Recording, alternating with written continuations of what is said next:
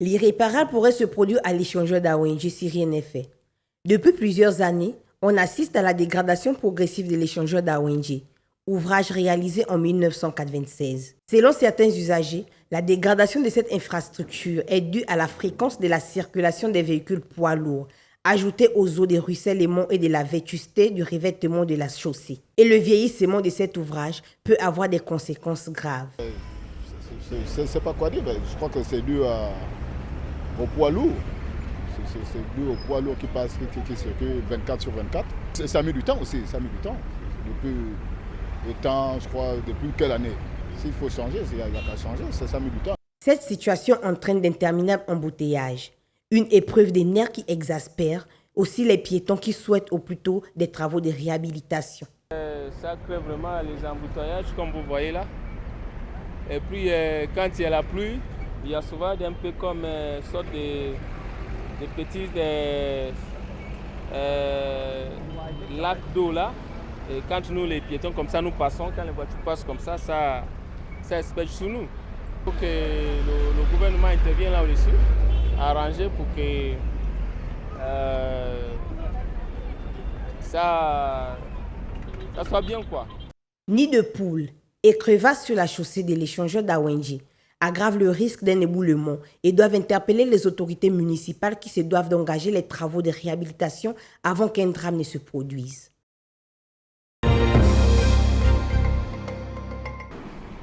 Produit au Gabon dans la province du Haut-Ogoué, le sucre est en manque dans les lieux de commerce depuis plusieurs semaines. Une situation qui intervient après les assises nationales de la lutte contre la vie chère. C'est curieux, il n'y a plus de sucre et Sucaf reste muet. Le ministère de l'économie ou le ministère de la consommation, le ministère du commerce, personne n'en parle. Eh bien, les consommateurs gabonais sont laissés à eux-mêmes.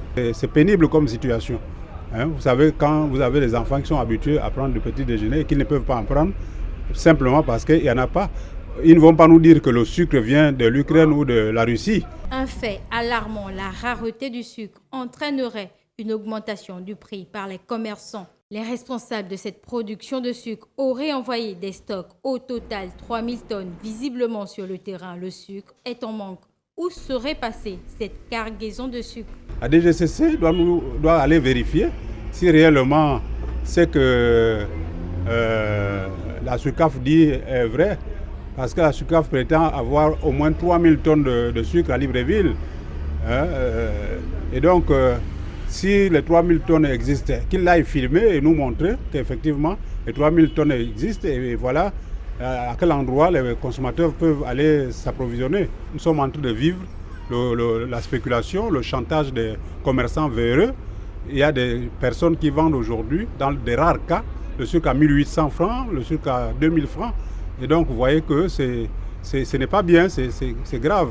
On rappelle une note circulaire des prix de la SUCAF en date du 16 septembre 2022 n'est cependant pas respectée de nos jours. Nous avons contacté la société pour comprendre les raisons de l'absence du sucre. Aucune réponse concrète n'a été donnée.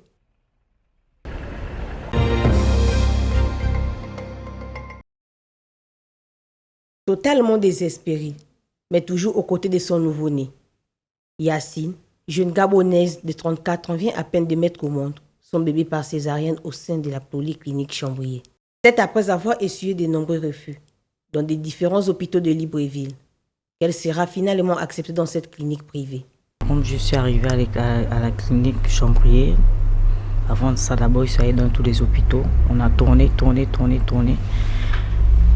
On nous a rejetés et on a apparu ici à la clinique Chambrier. Et arrivant ici, on nous a reçus tranquille, bien. Et la grossesse que j'avais, c'était 8 mois. J'étais déjà à terme, 8 mois. Et là, c'était une césarienne en plus. La 5e césarienne. C'est à la réception de sa facture, qui s'élève à 1 million de francs CFA, que cette jeune dame a pris la décision de lancer un appel à l'aide. Cette vidéo, devenue virale sur les réseaux sociaux, a laissé penser à une séquestration de la part de la clinique Chambrier. La concernée dénonce cette rumeur. J'ai fait à l'aide. J'ai vu que le jour où je devais sortir, par exemple, je suis rentrée le 28, j'ai accouché le 29. Et la facture, c'était presque 1 million. Et quand j'ai regardé la facture, j'ai vu que ça n'allait pas. J'ai vu, mieux appeler à l'aide aux autorités pour m'aider, pour me faire sortir. Mais dire que c'est resté, apparemment, non. En fait, je suis dépassée de ça. Reçu par la directrice de la polyclinique, le docteur Aori, qui a souhaité rassurer l'opinion sur la prise en charge de la patiente par le service social de cette structure sanitaire.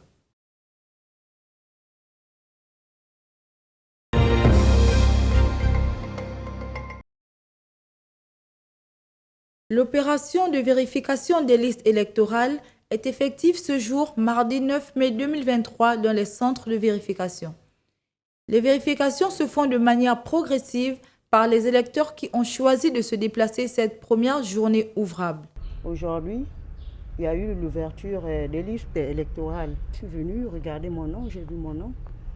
J'ai aussi vu le nom de toute ma famille. En cas de radiation, de changement de centre de vote, de signalement de décès, les différentes situations de vérification sont apparues déjà à cette première journée de vérification et les usagers semblent satisfaits des procédures prévues pour régler leur situation. Je suis ici au 3e arrondissement pour venir vérifier mon nom et j'ai envie de faire une radiation pour le 3e arrondissement. J'arrive à peine, je trouve que c'est un peu morose, mais les agents ont déposé les noms, que chacun vienne vérifier.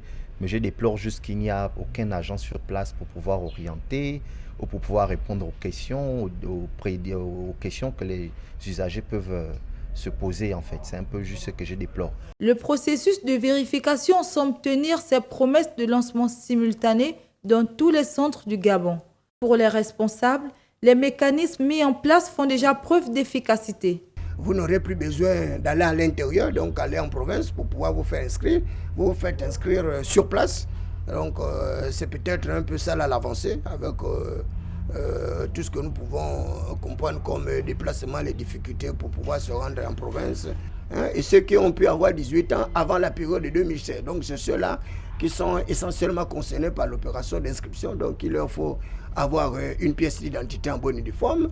Et il faut avoir un acte de naissance pour ceux qui viennent d'avoir 18 ans et un passeport ordinaire. Voilà, donc des pièces d'identification. Dans le but de valoriser le devoir de tout citoyen, les listes d'électeurs sont disponibles dans les différents centres de vérification, et ce, sur une période d'1 mois, en espérant d'éviter toute bousculade provoquée par les empressements de dernière minute.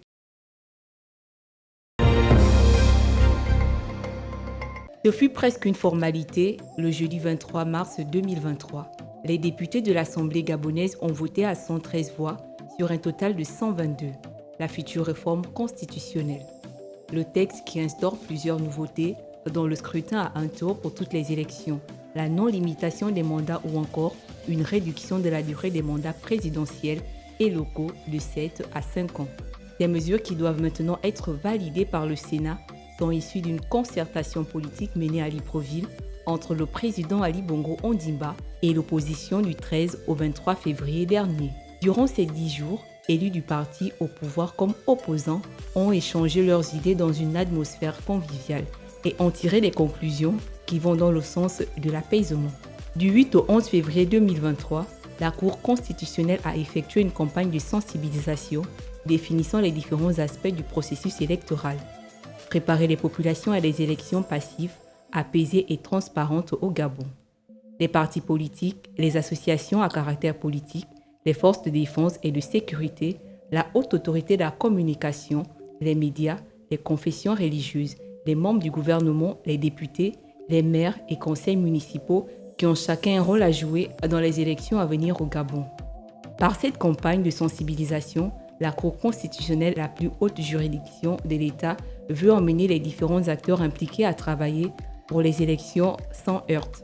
La procédure législative accélérée relative à la révision partielle du code électoral s'est achevée mardi 2 mai au palais Omar Bongo Ondimba. Les sénateurs ont adopté le projet de loi modifiant et complétant certaines dispositions de la loi numéro 07/96 du 12 mars 1996 portant disposition commune à toutes les élections politiques en République gabonaise. Ce vote organisé en présence du ministre d'État à l'Intérieur Lambert Noël Mata boucle ainsi la procédure législative accélérée ayant d'abord conduit le texte à l'Assemblée nationale. À la suite du quitus du Parlement devrait intervenir la promulgation du président de la République, ce qui a permis au gouvernement de lancer ce 9 mai 2023 l'opération de révision de la liste électorale, tant attendue par tous les bords politiques, le temps que le Gabon doit théoriquement organiser dès août prochain des élections présidentielles, législatives et locales.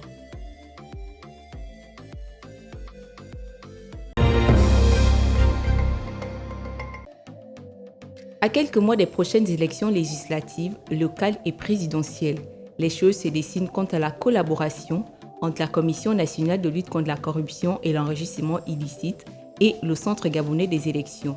Ces entités s'activent enfin pour informer et renseigner les futurs candidats aux joutes électorales sur l'obligation de déclaration de biens relative à la transparence de la vie publique dans un délai de 3 mois.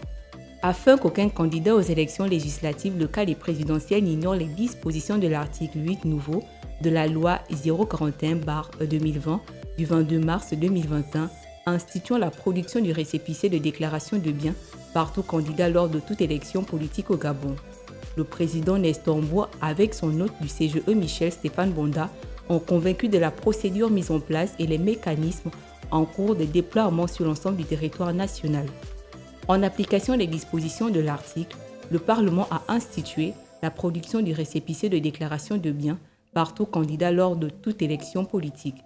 Ce mécanisme n'existait pas avant, il a été adopté tout récemment et c'est pour cette raison qu'ils ont estimé nécessaire d'échanger avec les différents candidats sur cette question. À l'approche des échéances électorales, la Commission nationale de lutte contre la corruption et l'enrichissement illicite va mettre en place des délégations ad hoc dans chaque chef-lieu de province et une délégation spéciale pour la province de l'Estuaire, pour informer les usagers, procéder à la remise des formulaires et de déclaration de biens. Cette année 2023, dans quelques mois précisément, vont se tenir 3 scrutins électoraux majeurs. Il était nécessaire et bienvenu pour le président du CNLCEI de partager ces évolutions juridiques. L'une d'elles stipule que dorénavant le récépissé de déclaration de biens doit être étendu à l'ensemble des candidats qui figurent sur la liste de candidature. Cette mesure vise à garantir la transparence et l'intégrité des élections générales au Gabon et à lutter contre la corruption et l'enrichissement illicite des candidats politiques.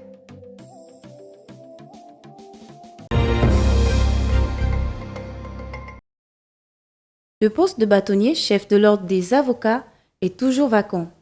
Depuis l'invalidation par le Conseil d'État le 20 avril dernier de l'élection du bâtonnier qui eut lieu le 6 janvier 2023, la situation demeure la même.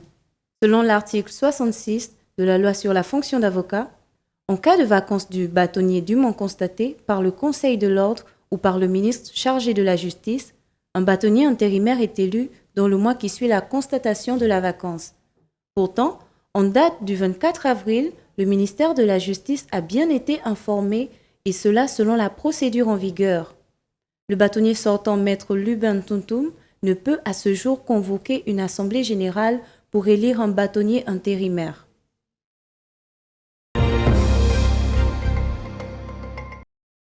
Dans le territoire de Kaélé, dans la province du Sud Kivu, les recherches se poursuivent malgré le fait que l'espoir de trouver des personnes vivantes s'amenuise.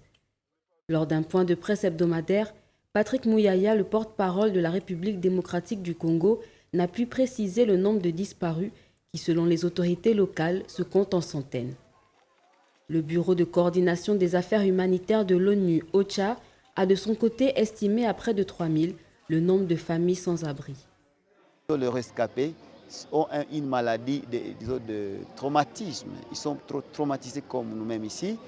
Et vous connaissez une personne traumatisée qui n'est pas accompagnée psychologiquement, c'est plus que la mort.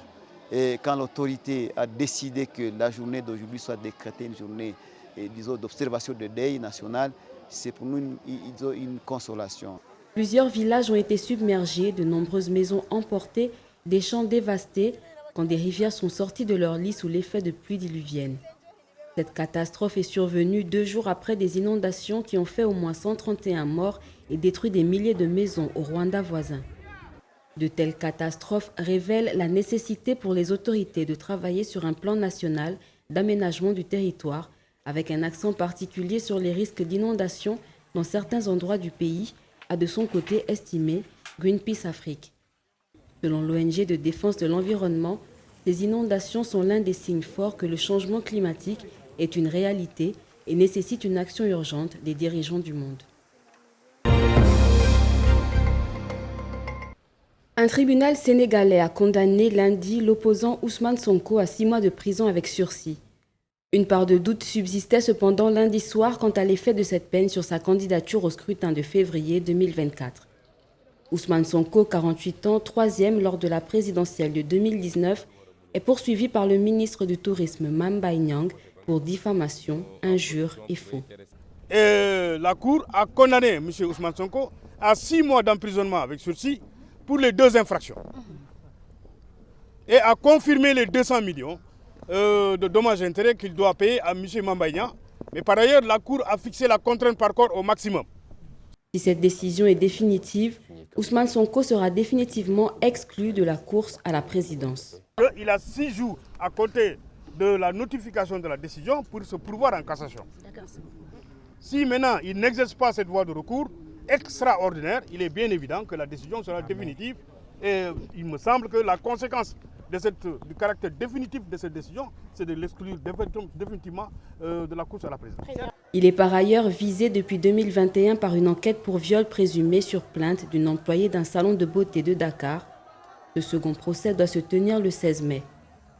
Le sort judiciaire d'Ousmane Sonko crispe la vie politique sénégalaise depuis 2 ans, avec le flou entretenu par le président Macky Sall sur sa candidature à un 3e mandat controversé. Les textes en vigueur prévoient une radiation des listes électorales et donc une inéligibilité dans certains cas de condamnation. Ousmane Sonko avait déjà été condamné en mars, en première instance, à 2 mois de prison avec sursis et 200 millions de francs CFA de dommages et intérêts.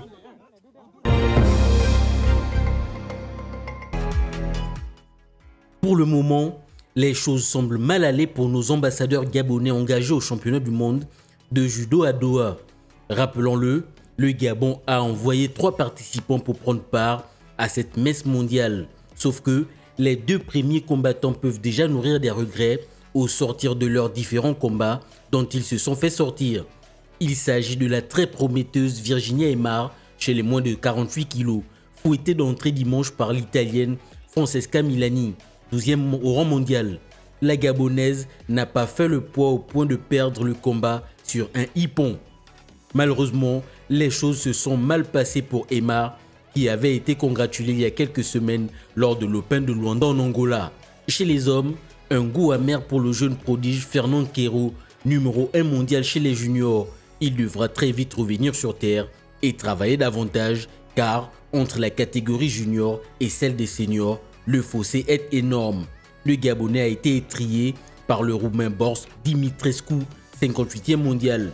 C'est forcément une déception pour nos 2 jeunes athlètes, mais ça reste tout de même leur première participation dans une compétition mondiale.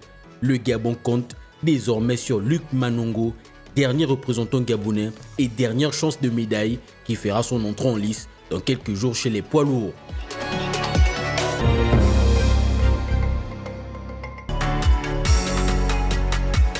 Quelques semaines après les sollicitations du peuple, quant au retour de Pierre-Emerick Aubameyang en sélection nationale, le tour est venu au président de la République de lui accorder une audience au palais présidentiel.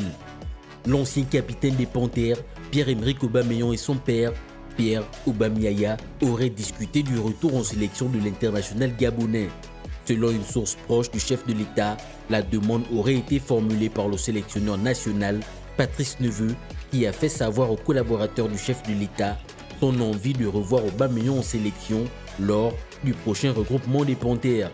Ali Bongo aurait exprimé au Ballon d'Or africain 2015 son envie de rejoindre à nouveau les Panthères, surtout à quelques mois des éliminatoires de la Coupe d'Afrique des Nations Total Énergie Côte d'Ivoire 2023.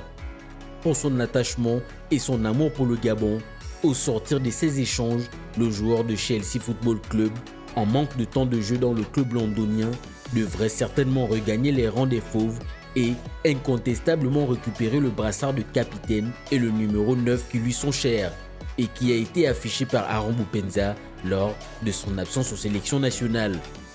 Le technicien français Patrice Neveu compte sur le meilleur buteur de l'histoire des Panthères. Pour le moment, la réponse du concerné n'a pas encore été donnée, mais ça devrait certainement se confirmer d'ici là.